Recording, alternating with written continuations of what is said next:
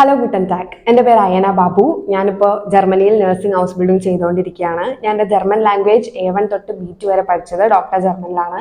ഞാനിപ്പോൾ എൻ്റെ first year കഴിഞ്ഞിട്ട് ലീവിന് നാട്ടിൽ വന്നതാണ്. അപ്പോൾ ഞാനിവിടെ ഡോക്ടർ ജർമ്മനിൽ വന്നിട്ട് എൻ്റെ മിസ്സിനെയും കൊളീഗ്സിനെയും എല്ലാവരെയും മീറ്റ് ചെയ്യാൻ വേണ്ടി വന്നതാണ്. ഇപ്പോൾ ജർമ്മൻ ലാംഗ്വേജ് പഠിച്ച് ജർമ്മനിയിൽ നഴ്സിംഗ് ഹൗസ് ബിൽഡിംഗ് ചെയ്യാൻ പോകുന്ന കുട്ടികളോട് എനിക്ക് പറയാനുള്ളത്, നിങ്ങൾ നിങ്ങളുടെ ലൈഫിൽ എടുക്കുന്ന ഏറ്റവും നല്ലൊരു ഡിസിഷൻ തന്നെയായിരിക്കും അത്. നിങ്ങൾ ഒരിക്കലും അത് വൺസ് നിങ്ങൾ അവിടെ എത്തിപ്പെട്ട് കഴിഞ്ഞാൽ നിങ്ങൾ ഒരിക്കലും ആ ഡിസിഷനെ റിഗ്രറ്റ് ചെയ്യില്ല. പക്ഷെ എല്ലാം ഈസി ആയിരിക്കത്തില്ല. ബാക്കി കൺട്രീസ് വെച്ച് നോക്കുമ്പോൾ നമുക്ക് ഇതിന് ടൈം എടുക്കും. നമുക്ക് എന്തായാലും പേഷ്യൻസ് കാര്യങ്ങളൊക്കെ വേണം. ജർമ്മൻ ലാംഗ്വേജ് പഠിക്കാൻ ടൈം എടുക്കും. എക്സാം ഡേറ്റ് കിട്ടാൻ ടൈം എടുക്കും. എക്സാം പാസ് ആവാൻ ഒരു പുതിയ ലാംഗ്വേജ് ആയ കാരണം അതിൻ്റെതായിട്ടുള്ള ഡിഫിക്കൽട്ടീസ് കാര്യങ്ങളൊക്കെ ഉണ്ടാവും. പക്ഷെ നമ്മളൊന്ന് അവിടെ എത്തിപ്പെട്ട് കഴിഞ്ഞാൽ നമുക്ക് ഒരിക്കലും ആ ഡിസിഷൻ നമ്മൾ റിഗ്രറ്റ് ചെയ്യത്തില്ല. ഇപ്പൊ എനിക്കാണെങ്കിലും അത്ര ഈസി അല്ലായിരുന്നു കാര്യങ്ങൾ.